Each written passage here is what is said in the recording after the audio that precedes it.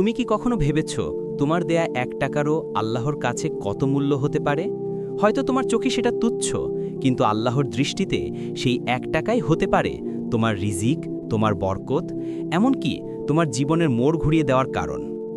আজ আমি তোমাকে এমন এক গল্প বলবো যেখানে ১ টাকা বদলে দিয়েছে একজন গরিব মানুষের পুরো জীবন। ইয়াসিন ছিল এক সাধারণ তরুণ। ঢাকার পুরনো রাস্তায় তার জীবন কাটত দিনমজুরির কাজ করে। সকালে কাজ পেলে ভালো, না পেলে খালি পেটে ঘুমাতে হতো। তার কোনো পরিবার নেই, বাবা মা মারা গেছেন ছোটবেলায়। একা থাকে পুরনো একটা টিনের ঘরে, মাথার উপরে পলিথিন টাঙানো যেন বৃষ্টির পানি না ঢোকে।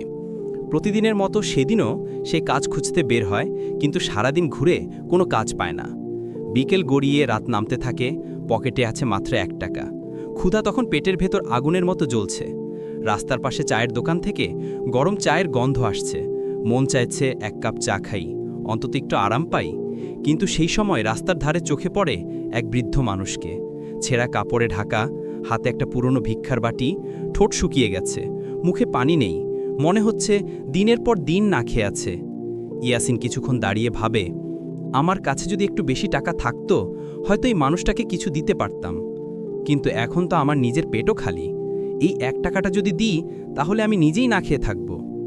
তারপর মনে পড়ে যায় মায়ের শেখানো কথা, বাবা, মনে রেখিস, আল্লাহর নামে কিছু দিলে কখনো কমে না, বরং বরকত বাড়ে। এক মুহূর্তের জন্য থেমে যায় ইয়াসিন, তারপর গভীর শ্বাস নিয়ে বৃদ্ধের হাতে ১ টাকাটা দিয়ে দেয়। বৃদ্ধ অবাক হয়ে তাকিয়ে বলে, বেটা, তুমি নিজেও তো ক্ষুধার্ত মনে হয়। ইয়াসিন হেসে বলে, হ্যাঁ চাচা, কিন্তু আজ আপনিই আমার পরীক্ষা। বৃদ্ধের চোখে পানি চলে আসে। তিনি হাত তুলে দোয়া করেন, আল্লাহ, তোমার রিজিক এমনভাবে বাড়িয়ে দিন যেন তুমি নিজেও একদিন অন্যকে সাহায্য করতে পারো। ইয়াসিন চলে আসে, কিন্তু মনের ভেতর এক অদ্ভুত শান্তি অনুভব করে। যদিও পেট খালি, তবুও মনে তৃপ্তি।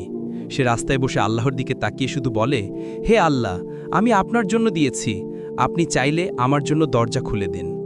রাত গভীর, সে রাস্তার পাশে বসেই ঘুমিয়ে পড়ে। পরদিন সকালে এক দোকানদার তাকে ডেকে বলে, এই ভাই, তুমি কি কাজ খুঁজছ? ইয়াসিন অবাক হয়ে বলে, জি, কাজ দরকার। দোকানদার বলে, গতকাল আমার দোকানের এক লোক হঠাৎ চলে গেছে, কাউকে দরকার ছিল, তুমি কি করতে পারবে? ইয়াসিন রাজি হয়ে যায়। প্রথম দিন সে যত নিষ্ঠা নিয়ে কাজ করে, দোকানদারও অবাক হয়।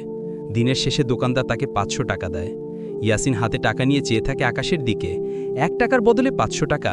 সে জানে এটা কেবল তার পরিশ্রম নয়, বরং আল্লাহর রহমত।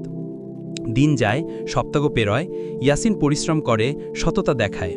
দোকানদার ধীরে ধীরে তাকে বিশ্বাস করতে শুরু করে। কয়েক মাস পর দোকানদার অসুস্থ হয়ে গেলে ইয়াসিন পুরো দোকান চালায়। কাজের প্রতি তার সততা দেখে দোকানদার একদিন বলে, ইয়াসিন, আমি বুড়ো হয়ে গেছি, তুমি এই দোকানটা সামলাও, আমি চাই এটি তোমার হাতেই থাকুক। কয়েক বছর পর ইয়াসিনের নিজস্ব ব্যবসা হয়, দোকানটা বড় হয়ে যায়, আশেপাশের মানুষ তাকে চেনে এক সৎ ব্যবসায়ী ইয়াসিন নামে। যখন কেউ তার সাফল্যের রহস্য জানতে চায়, সে শুধু হেসে বলে, আমার সব কিছু শুরু হয়েছিল ১ টাকায়, যে ১ টাকা আমি আল্লাহর নামে দিয়েছিলাম। তারপর সে বলে, আমি বুঝেছি দান মানে টাকার পরিমাণ নয়, দান মানে নিয়ত। আমি আল্লাহর উপর ভরসা করে দিয়েছিলাম, আর আল্লাহ আমাকে এমনভাবে ফিরিয়ে দিয়েছেন যা আমি কল্পনাও করতে পারিনি। বন্ধুরা, আমরা অনেক সময় ভাবি আমার কাছে কিছুই নেই, আমি কি দান করব। কিন্তু আল্লাহর রসুল সাল্লাল্লাহু আলাইহি ওয়াসাল্লাম বলেছেন, দান করার মাধ্যমে সম্পদ কখনো কমে না। অর্থাৎ তুমি যতটুকুই দাও, আল্লাহ সেটাকে গুনে গুনে তোমার জীবনে ফিরিয়ে দেন।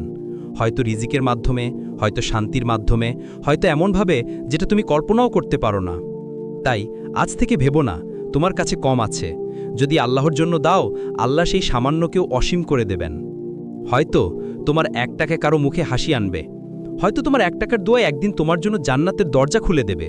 তুমি শুধু দাও, নিয়ত করো আল্লাহর সন্তুষ্টির জন্য। কারণ ১ টাকা হয়তো তোমার রিজিক নয়, কিন্তু সেটাই কারো জীবনের আশার আলো হতে পারে। যে দান করে আল্লাহর পথে, আল্লাহ তার সম্পদ কখনো কমান না,